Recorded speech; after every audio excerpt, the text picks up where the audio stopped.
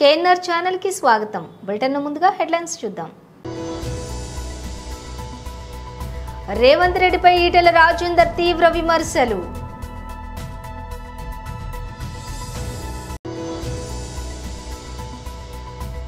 ఢిల్లీలో లగచర్ల బాధితులతో కలిసి బీఆర్ఎస్ నాయకులు మీడియా సమావేశం. శాసన మండలిలో ఉప ముఖ్యమంత్రి పవన్ కళ్యాణ్ ప్రసంగం.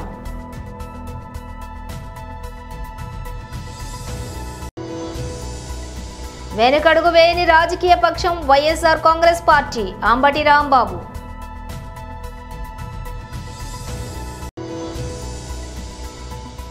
పోలీసుల విచారణకు డుమ్మా కొట్టిన వర్మ.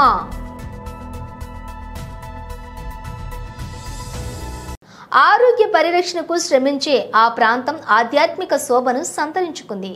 కండలు పెంచేందుకు పరితపించే వారంతా కైలాసనాథుని స్మరణలో లీనమయ్యారు.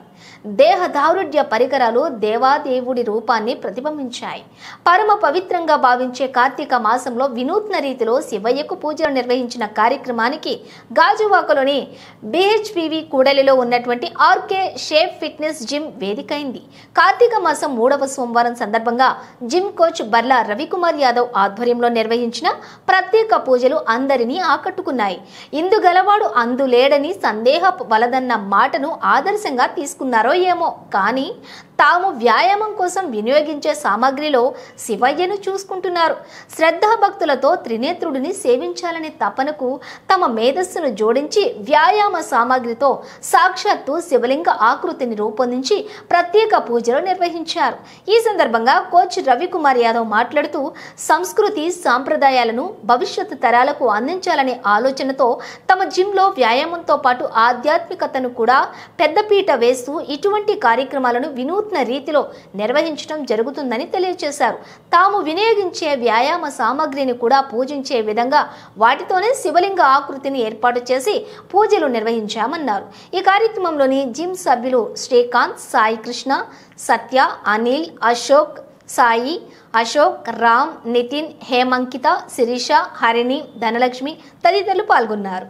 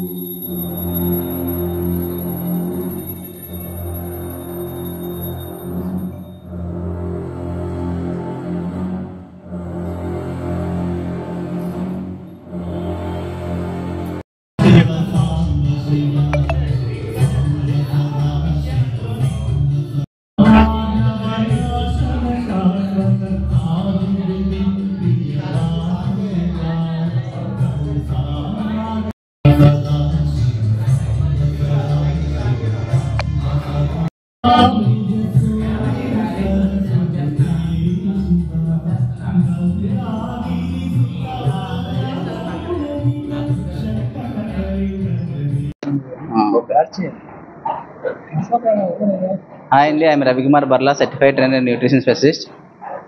ఈరోజు 3వ కార్తీక సోమవారాన్ని పురస్కరించుకొని BHPV దగ్గర ఉన్న ఆర్కే షేప్ ఫిట్నెస్ సెంటర్లో జిమ్ సామాగ్రితో శివలింగ ఆకృతిని తయారు చేయడం జరిగింది. ఈరోజు మేము చేసే జిమ్ సామాగ్రి డంబుల్స్, ప్లేట్స్, బార్బుల్స్ అలాగే బ్యాటల్ రోప్తో కలిపి ఈ శివలింగ ఆకృతిని తయారు చేయడం జరిగింది. ఇదే కాకుండా ప్రతి ఒక్క హిందూ సాంప్రదాయంలో ఉన్న పండుగలన్నిటిని వినాయక చవితి కానీ అలాగే కృష్ణాష్టమి అలాగే కార్తీక సోమవారం పురస్కరించుకొని ఇలా జిమ్లో ఏదో ఒక ఈవెంట్ చేయడం జరుగుతుంది.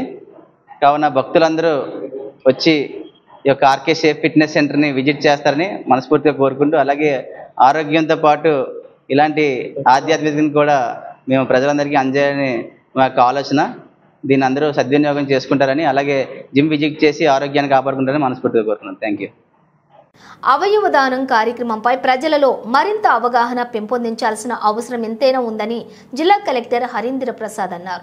ఈ నెల 17వ తేదీన జరిగిన రోడ్డు ప్రమాదంలో మృతి చెందిన వాసిరెడ్డి రామారావు అవయవ దానం చేసి మరో 4గురికి ప్రాణదానం చేసి ఎంతో మందికి ఆదర్శంగా నిలవటం చాలా అభినందనీయమని విశాఖ జిల్లా కలెక్టర్ హరీంద్ర ప్రసాద్ అన్నారు. దీనికి సంబంధించి షీలానగర్ కిమ్స్ హాస్పిటల్లో మీడియా సమావేశం నిర్వహించారు. ఈ సమావేశంలో కలెక్టర్ మాట్లాడుతూ ప్రతి ఒక్కరూ అవయవ దానంపై అవగాహన కలిగి ఉండాలన్నారు. చనిపోయి పుట్టెడు దుఃఖంలో ఉన్న రామారావు కుటుంబ సభ్యులు ఒక సామాజిక పౌరులుగా ధైర్యంగా ముందుకొచ్చి అవయవ దానం చేసి మరో నలుగురికి ప్రాణదానం చేయటం గొప్ప విషయమన్నారు.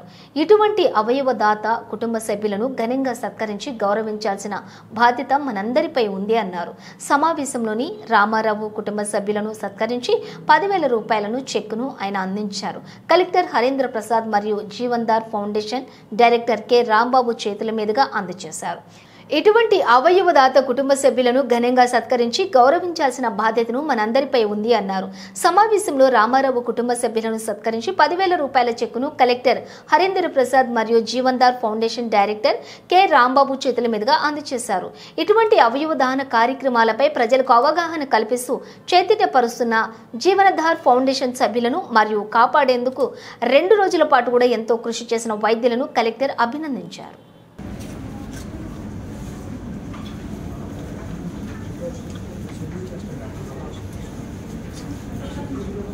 గారిని ధన్యవాదాలు తెలియజేస్తున్నాము. వారికి కరతాళ ధ్వనులతో వెల్కమ్ చెప్పవలసిందిగా. ఇప్పుడు మన కలెక్టర్ అండ్ డిస్ట్రిక్ట్ మెజిస్ట్రేట్ గారు ఎంఎన్ హరీంద్ర ప్రసాద్ గారు అవయవ దానం గురించి, తర్వాత అవయవ దానం చేసినటువంటి దాతలను సత్కరించవలసిందిగా కోరుతున్నాను.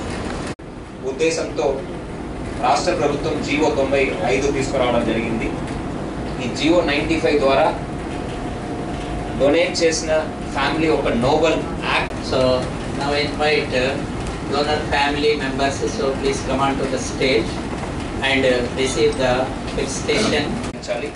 అదేవిధంగా ఈ డొనేషన్కి ఫెసిలిటేట్ చేసిన వాళ్ళని కౌన్సిల్ చేసి వాళ్ళకు వాళ్ళని మోటివేట్ చేసి ఈ డొనేషన్ చేయగలిగిన కిమ్స్ ఐకన్ డాక్టర్స్ అందరికి కూడా నేను పేరు పేరున ధన్యవాదాలు తెలియజేస్తున్నాను.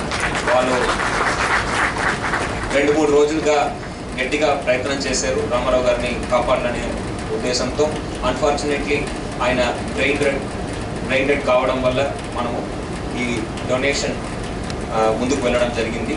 సో కిమ్స్ ఐకన్ డాక్టర్స్ అందరికీ కూడా నా heartfelt gratitude. Continue the good work and inspire many more donors to come forward. This awareness among the public should go up.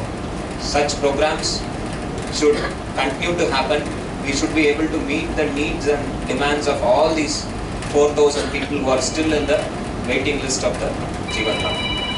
జిల్లా కలెక్టర్ వారు కూడా విచ్చేసి వారికి గౌరవ వందనాన్ని ఇవ్వడమే కాకుండా ఆర్థికంగా కూడా చేయూతను అందించి ప్రశంసా పత్రాన్ని వాళ్ళకి లాస్ట్ రైట్స్లో కూడా పార్టిసిపేట్ చేస్తూ అన్ని హానర్తో ఒక డిగ్నిఫైడ్ మేనర్లో వాళ్ళు ఒక లాస్ట్ రైట్ జరగాలని కూడా రాష్ట్ర ప్రభుత్వం ఈ జియో ద్వారా తెలియచేయడం జరిగింది. ఇంతే కాకుండా వాళ్ళకి small monetary relief in terms of 10,000 rupees కూడా ఈ సందర్భంగా వాళ్ళకి ఇవ్వమని ఆదేశాలు జారీ చేయడం జరిగింది.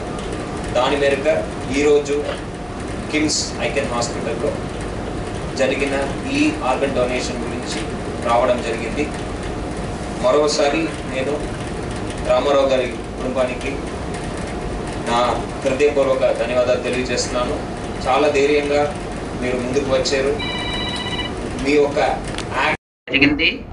ఆ ఆదేశాల మేరకు ఇక్కడ అనేది ఎంతో ఒక ఉన్నతమైన ఒక యాక్ట్ అనేది. As we speak, there are 4,000 odd people who have registered for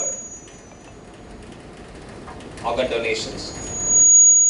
These are recipients who are in need of heart, who are in need of lungs, who are in need of kidneys.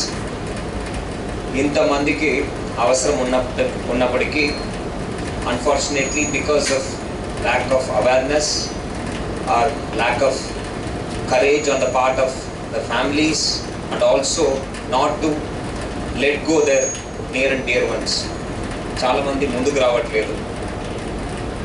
Of late ఈ మధ్యలో we are seeing sea change in the attitude of the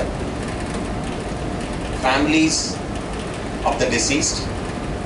ఈ మధ్యలో మనము చాలా వరకు అవగాహన అనేది పెరిగింది. ఎస్పెషల్లీ విశాఖపట్నం జిల్లా వచ్చేటప్పటికి there are lot of people who are coming forward. మొన్న జరిగిన ఈ సంఘటనలో మన వాసిరెడ్డి రామారావు గారు వారు ఒక సతీమణి వారు ఒక బంధువులు ముందుకు వచ్చి they have donated lungs, heart, 2 of his kidneys. In the process they have given life to 4 other recipients. నలుగురికి ప్రాణాలు పోసారంటే ఆ గొప్ప మనసుకి తల వంచుతున్నాను. My heartfelt gratitude on behalf of the entire district administration to the donor families. Thank you. ఇక details చూస్తే తెలంగాణ ముఖ్యమంత్రి రేవంత్ రెడ్డిపై బీజేపీ నేత మల్కాజ్గిరి ఎంపీ ఈటెల రాజేందర్ తీవ్ర వ్యాఖ్యలు చేశారు. ఈరోజు ఆయన మీడియా సమావేశంలో మాట్లాడుతూ ముచ్చర్లలో ఫార్మసిటీ భూసేకరణ సమయంలో రేవంత్ రెడ్డి మాట్లాడిన మాటలకు హద్దే లేదని, కానీ ఇప్పుడు మాట మార్చుతున్నారని మండిపడ్డారు. కాంగ్రెస్ పార్టీ ఫార్మసిటీని రద్దు చేస్తామని కూడా మేనిఫెస్టోలో పేర్కొందని గుర్తు చేశారు. కానీ ఇప్పుడు ఇచ్చిన హామీలనే నెరవేర్చడం లేదని విమర్శించారు. ఫార్మసిటీని రద్దు చేస్తామని ఎన్నికలకు ముందు చెప్పిన కాంగ్రెస్ ఇప్పుడు ప్రజాభిప్రాయానికి వ్యతిరేకంగా కొడంగల్లో ఏర్పాటు చేస్తోందని ఆగ్రహం వ్యక్తం చేశారు. కాంగ్రెస్ ఈ రోజు ప్రజాపాలన సంబరాలు జరుపుకోవడాన్ని చూసి ప్రజలు నవ్వుకుంటున్నారని ఎద్దేవా చేశారు. కాంగ్రెస్ అబద్ధాల పునాదుల మీద రేవంత్ రెడ్డి పాలన కొనసాగిస్తున్నారని వ్యాఖ్యానించారు. ఈ ప్రభుత్వం అన్ని రంగాల్లో విఫలమైందని ప్రజలు కూడా చర్చించుకుంటున్నారని ధ్వజమెత్తారు. గత ప్రభుత్వం ముచ్చెర్లలో ఫార్మసిటీ కోసం 19,000 ఎకరాల భూసేకరణ చేసేందుకు ప్రయత్నించిందన్నారు. అప్పుడే కాంగ్రెస్ ఫార్మసిటీని వ్యతిరేకించిందని గుర్తు చేశారు. ఇప్పుడు 4th సిటీ కోసం రైతుల పొట్ట కొడుతున్నారని ఆగ్రహం వ్యక్తం చేశారు. నేను కూడా ఒక 25 సంవత్సరాలుగా యాక్టివ్ పాలిటిక్స్లో ఉన్నా. అనేక మంది ముఖ్యమంత్రి చూసాం, మళ్ళీ ఈయన చూస్తున్నాం. ఇంత దుర్మార్గం అంటే సంవత్సర కాలంగా వచ్చుడే హైడ్రాని మొదలుపెట్టాడు. అంటే ప్రజలకి తెలుసుకునే వరకే జరగాల్సిన నష్టం జరిగిపోయింది. చెరువులు అంటేనే ప్రభుత్వ భూములు, చెరువులు అంటేనే మొత్తం FTLలో ఉండేటి కానీ బఫర్ జోన్లు కానీ మొత్తం గవర్నమెంట్ భూములు అనే పద్ధతుల పట్ల వాళ్ళను దొంగల్లాగా చిత్రీకరించే ప్రయత్నం చేశారు. వీళ్ళంతా ఆక్రమించుకొని కట్టుకున్న ఇల్లు, వీళ్ళ వల్లనే హైదరాబాద్కు వరదలు వస్తున్నాయి అని చెప్పేటువంటి ప్రయత్నం చేశారు. కానీ తర్వాత తెలిసింది ఈ భూములని కూడా పట్టా భూములని 50 ఏళ్ళ క్రితం 60 ఏళ్ళ క్రితం వాళ్ళు లేఅవుట్లు చేస్తే కొనుక్కొని కట్టుకున్నటువంటి ఇల్లు అనే విషయం తర్వాత తెలిసింది. ఎక్కడ కూడా ఇల్లీగల్ ఆక్రమించుకున్న భూములు కాదు. ఈవెన్ మూసీలో ఉన్నాయి కూడా. అట్లా అనేక పేదలను కూలగొట్టింది. ఆ వేదన ఇప్పుడు మళ్ళీ చెప్తే అది మళ్ళీ కన్నీళ్ళు వస్తాయి. ఆనాడు హైడ్రాకు బాధ్యులు ఉన్న వాళ్ళు మాకు ఎవరికి అడగాల్సి అక్కర్లేదు, ఏ కోర్టు మాకు చెప్పాల్సి అక్కర్లేదు, మేము కూలగొట్టు కూడా పోతూనే ఉంటాం, మమ్మల్ని ఎవరు బ్రహ్మదేవుడు కూడా ఆపలేడని చెప్పి ఎంత అహంకారపూరితంగా చేసిండ్రో చూసిండ్రు. అది మొత్తం తెలంగాణ సమాజం అంటుకొని దాన్ని అంటే దాన్ని ఎదురా అయిపోయింది. మళ్ళీ మూసి పడ్డాడు. మూసిలో కూడా మేము అందరం అంటున్నాం ఎంత దుర్మార్గులు అంటే నర్మదా నది జరగలేదా, జరిగింది. ఇలా నవామి గంగా జరగలేదా, జరుగుతుంది. అట్లనే మూసీ నది కూడా జరగాల్సిందే.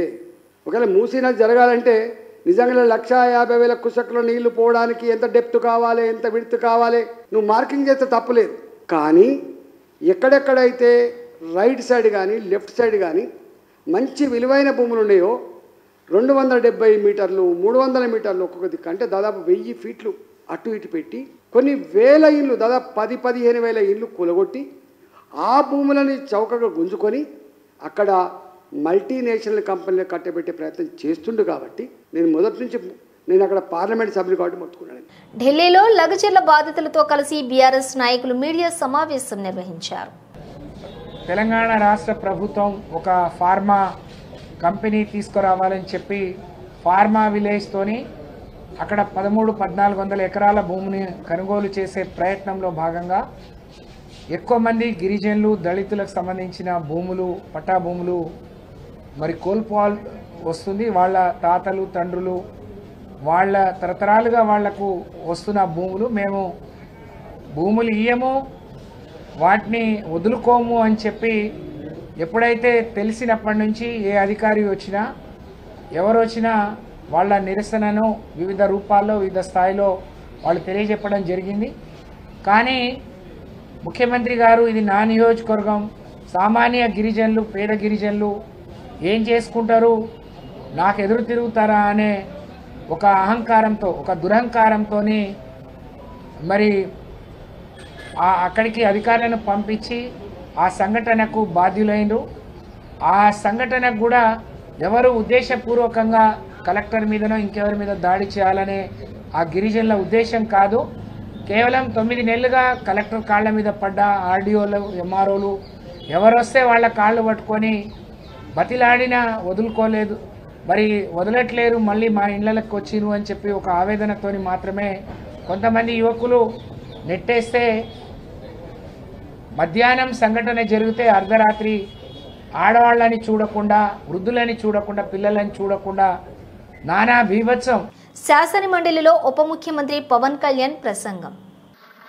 ప్రశ్న ఏ అండ్ బి కలిపి రాష్ట్రంలో 2015 సంవత్సరం నుండి 10,808 గ్రామ పంచాయతీల్లో మహాత్మా గాంధీ జాతీయ గ్రామీణ ఉపాధి హామీ పథకం అనుగుణంగా గ్రామ పంచాయతీల్లో డంపింగ్ యార్డులను చెత్త నుండి సంపద సృష్టి కేంద్రాలుగా అభివృద్ధి చేయడం అయింది. మిగిలిన 2,518 గ్రామ పంచాయతీలు ఈ రోజుకి చెత్త నుండి సంపద సృష్టించే కేంద్రాలు లేవు. మూడో దానికి అవునండి. GOMS నెంబర్ 17 PR&RD పంచాయత్ శాఖ 23/3/2017 ప్రకారం ప్రభుత్వం అన్ని గ్రామ పంచాయతీల్లో యుద్ధ ప్రాతిపాదికన ఘన వ్యర్థ సంపద నిర్వహణను అమలు చేయాలని ఆదేశించింది. మరి మునుపటి డంపింగ్ యార్డును చెత్త నుండి సంపద సృష్టి కేంద్రాలుగా మార్చడం అయింది. ఈ కింద కార్యాచరణ ప్రణాళిక సిద్ధం చేయబడింది, మరి ప్రస్తుతం అమలు చేయబడుతుంది. ఇప్పటి వరకు SWPCలు నిర్మించని 2,518 గ్రామ పంచాయతీల్లో 2025-26 సంవత్సరాల్లో నిర్మాణాలు చేపట్టబడుతున్నాయి. అలాగే రాష్ట్రంలో నిర్మించిన 10,808 SWPCలో 9,342 పనిచేస్తున్నాయి. పూర్తిగా పనిచేసేవి 5,556, పాక్షికంగా పనిచేసేవి 3,826. పాక్షికంగా పనిచేసే 3,826 SWPCలు మార్చి 25 నాటికి పూర్తిగా పనిచేసే స్థితికి అప్గ్రేడ్ చేయబడతాయి. 1,426 పనిచేయని SWPCలని మార్చి 2025 నాటికి పనిచేసే స్థితికి పునరుద్ధరించడం అవుతుంది. రాష్ట్రంలోని గ్రామ పంచాయతీలకి చెత్త నుండి సంపద సృష్టి కేంద్రాలుగా క్రమం తప్పకుండా నిర్వహించేందుకు వీలుగా ప్రభుత్వం అవసరమైన అన్ని చర్యలు తీసుకుంటుంది. తద్వారా 2026 చివరి నాటికి అవి స్వయం సమృద్ధిగా మారుతాయి. కేంద్ర 15వ ఆర్థిక సంఘం నిధులు మరియు గ్రామ పంచాయతీలు సాధారణ నిధులు SWPCల కార్యకలాపాలు మరియు నిర్వహణకు కేటాయించబడ్డాయి. ఏపీ మార్క్ఫెడ్ భాగస్వామ్యంతో వర్మీ కంపోస్ట్ విక్రయాన్ని ప్రోత్సహించడం అవుతున్నది. అలాగే PR1 యాప్ ద్వారా SWPCలు ప్రయోజనాత్మక స్థితి క్రమం తప్పకుండా పర్యవేక్షించబడుతుంది. పోలీసులను అడ్డుపెట్టుకుని వైఎస్ఆర్ కాంగ్రెస్ పార్టీ శ్రేణుల మీద అక్రమ కేసులు పెడుతున్నారు. వెనుకడుగు వేయని రాజకీయ పక్షం వైఎస్ఆర్ కాంగ్రెస్ పార్టీ. ఈ కూటమి ప్రభుత్వం ఎన్ని తప్పుడు కేసులు పెట్టుకున్నా భయపడే ప్రసక్తే లేదు. పోలీసులు చట్ట వ్యతిరేకంగా వ్యవహరిస్తే వారిపై ప్రైవేటు కేసులు ఫైల్ చేస్తాం. ఇది ఒక కుట్రపూరితంగా వైఎస్ఆర్ కాంగ్రెస్ పార్టీ మీద పోలీసుల్ని అడ్డం పెట్టుకొని దాడి చేసేటటువంటి కార్యక్రమం చేస్తున్నారు. చాలా చోట్ల పోలీసు ఆఫీసర్స్ కూడా ఇల్లీగల్గా బిహేవ్ చేస్తున్నారు. అలా ఇల్లీగల్గా బిహేవ్ చేసే పోలీస్ ఆఫీసర్లు తప్పనిసరిగా ఇరుక్కుంటారు, జాగ్రత్త అని చెప్పదలుచుకున్నారు. జగన్మోహన్ రెడ్డి గారి మీద పెట్టారు, నా మీద పెడతారు, చాలామంది మీద పెడతారు. అసలు వైఎస్ఆర్ కాంగ్రెస్ పార్టీ శ్రేణుల మీద, నాయకుల మీద, అందరి మీద కేసులు పెట్టుకోండి, మాకేం అభ్యంతరం లేదు. దానికి ఆధారం ఉండాలి కదా, రుజువులు ఉండాలి కదా, విచారణ చేయాలి కదా. మేమందరం దోషులం, కడవాళ్ళందరూ నిర్దోషులు తేల్చేస్తారా మీరు? నాకు అర్థం కాల. పెట్టుకోమండి, మాకేం అభ్యంతరం లేదు. కానీ లీగల్ ప్రొసీజర్ కేసు పెట్టండి, రిజిస్టర్ చేయండి, విచారణ జరపండి. ఏదైనా ఉంటే మమ్మల్ని పిలవండి, అరెస్ట్ చేయండి, లోపలేయండి. ప్రభుత్వం మీది, 5 సంవత్సరాల ప్రభుత్వం మీది. ప్రభుత్వం మీరు అనేక పాలసీలు మీరు చేయాలి, అనేక అభివృద్ధి కార్యక్రమాలు చేయాలి, అనేక సంక్షేమ కార్యక్రమాలు అమలు చేయాలి. ఇంతేనా? ఇది కదా చేయాల్సింది మీరు. రాంబాబుని అరెస్ట్ చేస్తాం, రోజాను అరెస్ట్ చేస్తాం, జగన్మోహన్ రెడ్డి గారి మీద కేసు పెడతాం, కనపడ్డంలో రోపలేస్తాం. ఇదే మీ పరిపాలన? నేను అడుగుతా ఉన్నా. ఇదే పరిపాలన అయితే 5 సంవత్సరాల తర్వాత మళ్ళీ ఏం జరిగిద్దో నేను మీకు ప్రత్యేకంగా చెప్పాల్సిన అవసరం లేదని కూడా ఈ సందర్భంగా చెప్పదలుచుకున్నాను. మీరు పరిపాలన మీద దృష్టి పెట్టకోకుండా రెడ్ బుక్ మీదే దృష్టి పెట్టి మమ్మల్ని అణచాలనేటువంటి ప్రయత్నం మీరు చేస్తున్నారు. చాలా సింపుల్ రీజన్, బాలు బురదలో వేస్తే ఏమైద్ది? కింద పడిపోద్ది. అదే గట్టి నేలకేసి కొడితే ఏమైద్ది? అంతకన్నా స్పీడ్గా లెగుస్తుంది. గట్టి నేలకేసి కొడితే బాలు ఎలా స్పీడ్గా లెగుస్తుందో ఈ YSR Congress party social media కానీ, అంబటి రాంబాబు కానీ, నాయకులు కానీ ఎన్ని కేసులు పెడితే అంత అద్భుతంగా ముందుకు సాగుతామని కూడా ఈ సందర్భంగా నేను మనవి చేస్తున్నాను. కేసులకు భయపడే వ్యక్తులం కాదు మేము. డాక్టర్ రాజశేఖర రెడ్డి గారి వెంట నడిచినటువంటి వ్యక్తులం. జగన్మోహన్ రెడ్డి గారిని 16 మాసాలు జైల్లో పెట్టిన వెనుకడుగు వెయ్యనటువంటి రాజకీయ పక్షం మాది.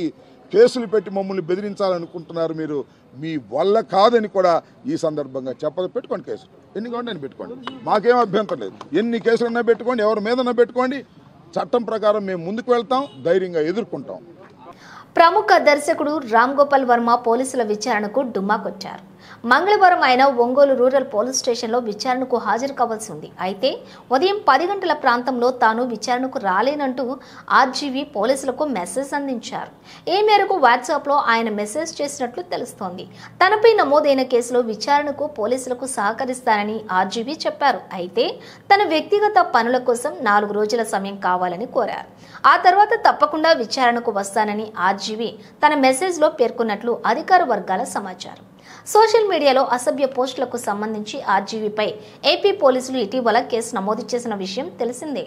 ఈ కేసుకు సంబంధించి విచారణకు రమ్మంటూ నోటీసులు కూడా జారీ చేశారు. మంగళవారం ఉదయం 11 గంటలకు ఒంగోలు రూరల్ పోలీస్ స్టేషన్లో ఆర్జీవీని విచారించేందుకు పోలీసులు ఏర్పాట్లు చేశారు. అయితే వ్యక్తిగత పనులు ఉండటంతో విచారణకు హాజరు కాలేకపోతున్నాను అంటూ ఉదయం 10 గంటల ప్రాంతంలో ఆర్జీవీ పోలీసులకు సమాచారం అందించారు. వరంగల్ ఆర్ట్స్ కాలేజ్ మైదానంలోని ప్రభుత్వ ఆధ్వర్యంలో ప్రజాపాలన విజయోత్సవాలు పేరుతో సభ నిర్వహిస్తూ ఉన్నారు. ఈ సభకు ముఖ్యమంత్రి రేవంత్ రెడ్డి హాజరవుతూ ఉన్నారు. ఇందుకోసం ఆయన హైదరాబాద్ బేగంపేట విమానాశ్రయం నుంచి బయలుదేరారు. వరంగల్ బయలుదేరడానికి ముందు ఆయన ఎక్స్ వేదికగా ఓ పోస్ట్ చేశారు. తెలంగాణ చైతన్య రాజధాని వరంగల్ అంటూ ట్వీట్ ను ప్రారంభించారు. కాళోజీ నుంచి పీవీ వరకు మహనీయులను తీర్చిదిద్దిన నేల, స్వరాష్ట్ర సిద్ధాంతకర్త జయశంకర్ సార్కు జన్మనిచ్చిన గడ్డ, హక్కుల కోసం పోరాడిన సమ్మక్క సారలమ్మ నడియాడిన ప్రాంతం, దోపిడీకి వ్యతిరేకంగా పిడికిలి బిగించిన చాకలి ఐలమ్మ యుద్ధ క్షేత్రం ఈ వరంగల్ అంటూ రాసుకొచ్చారు. వీరందరి స్ఫూర్తితో మనందరి భవిష్యత్తు కోసం వరంగల్ దిశ దశను మార్చేందుకు ఈ రోజు వరంగల్ వస్తున్నానని ఎక్స్ వేదికగా పేర్కొన్నారు. కాగా వరంగల్ చేరుకున్న రేవంత్ రెడ్డి కాళోజీ కళాక్షేత్రాన్ని ప్రారంభించారు. బులెటిన్ ముగించే ముందు హెడ్లైన్స్ మరోసారి. రేవంత్ రెడ్డిపై ఈటెల రాజేందర్ తీవ్ర విమర్శలు.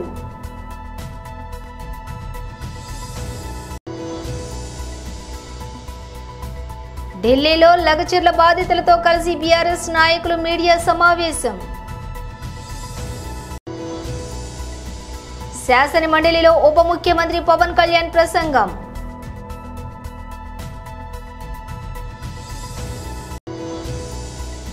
వెనుకడుగు వేయని రాజకీయ పక్షం వైఎస్ఆర్ కాంగ్రెస్ పార్టీ, అంబటి రాంబాబు.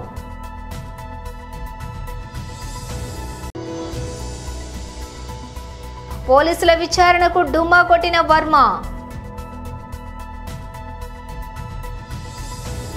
ఇవి బులెటిన్ విశేషాలు. మరో బులెటిన్తో మళ్ళీ కలుద్దాం.